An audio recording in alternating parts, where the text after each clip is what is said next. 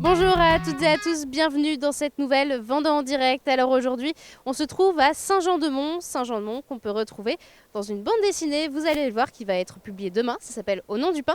Et je suis avec son scénariste Jean-Charles Gaudin, bonjour. Bonjour. Alors cette BD, ça s'appelle Au nom du pain, le Oui. premier tome c'est Marcelin, c'est C'est ça. publié demain. Demain, Aux c'est ça, éditions mercredi aux éditions Glénat. Et donc voilà, c'est une BD qui se passe à Saint-Jean-de-Mont, en grande partie. Alors expliquez-moi un petit peu le scénario de cette bande dessinée. Alors là, à travers le pain, en fait, qui est l'aliment principal des Français, ici, je plonge en fait dans une histoire qui est l'histoire de la résistance.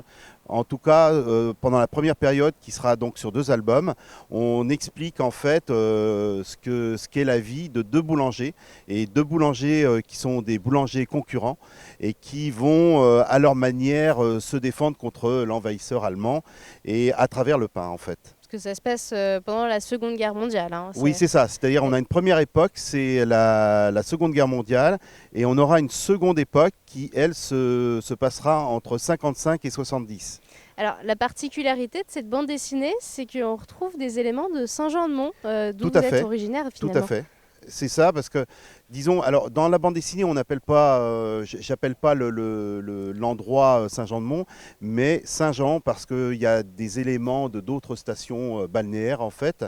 Donc du coup, ça me permettait de me baser surtout sur Saint-Jean-de-Mont, mais avec des éléments aussi et des anecdotes aussi qui se sont passées dans d'autres villes en fait, dans d'autres villages. Alors nous, on ne se retrouve pas ici par hasard, parce que justement, il y a juste en face l'hôtel de la plage qu'on Tout retrouve à fait. également dans votre BD. Qu'on retrouve l'hôtel de la plage, on trouve aussi l'église de Saint-Jean-de-Mont, on retrouve alors la poste, à l'époque c'était la poste, mais maintenant, je dirais que dans la bande dessinée, c'est devenu la mairie parce que c'était plus pratique voilà, de se lancer avec la mairie à côté de l'église. Et on va retrouver aussi le café de la plage, etc. Donc en fait, il y a plusieurs choses comme ça qui vont nous plonger dans le Saint-Jean-de-Mont de l'époque. Alors c'est une bande dessinée qui conjugue en même temps fiction et puis histoire finalement. Ça a demandé de la documentation, je pense, Alors pour oui, reproduire alors les au niveau de la monuments. documentation, moi je me suis beaucoup appuyé sur de la doc qui vient de OPCI Ethnodoc, avec des photos de l'époque qui m'ont permis moi de donner la documentation à Steven Lejeune, le dessinateur. Et donc moi je lui ai fait aussi des croquis de ce qui était à l'époque, enfin de ce qu'on avait à l'époque. Et après on adapte, parce qu'on n'est pas non plus dans la réalité historique à tout va. L'idée c'est vraiment de faire un mix avec justement des villes côtières qui pouvaient y ressembler et qui étaient dans la même situation que Saint-Jean-de-Mont à l'époque. Alors les défis aussi, parce que le dessinateur Steven Lejeune n'est pas venu ici à Saint-Jean-de-Mont, donc Non, il a du fallu tout, aussi il pouvoir est dans les Landes, lui. communiquer. Oui. Comment ça s'est passé, toute cette En fait, préparation? maintenant, c'est vrai qu'avec Internet et tout ça, c'est quand même très facile.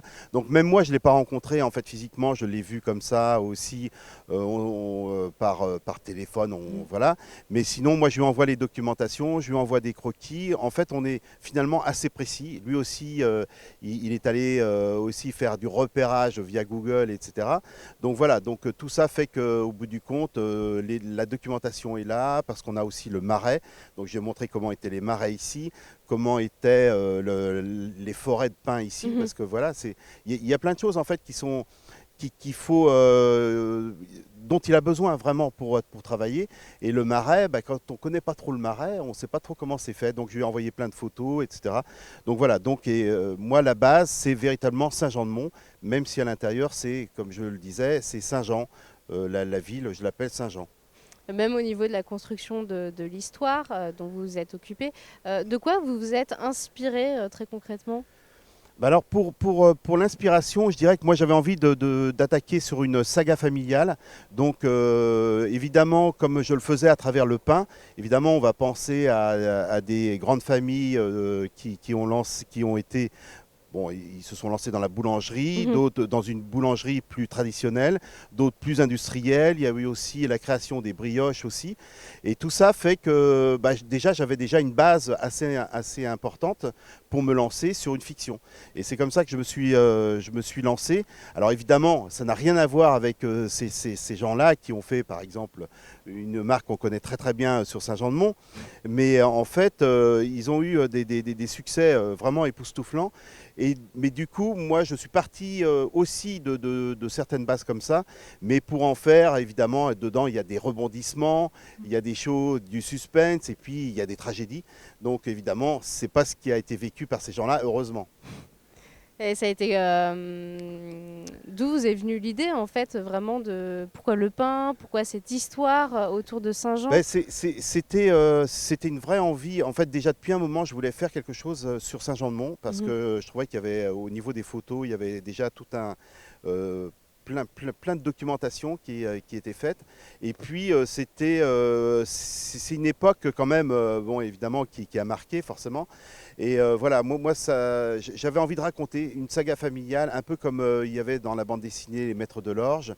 Et je voulais retrouver cette tradition-là, des grandes sagas, avec à l'intérieur un élément important, le vin. Actuellement, c'est Mhm. plutôt fait, il y a eu des bandes dessinées là-dessus.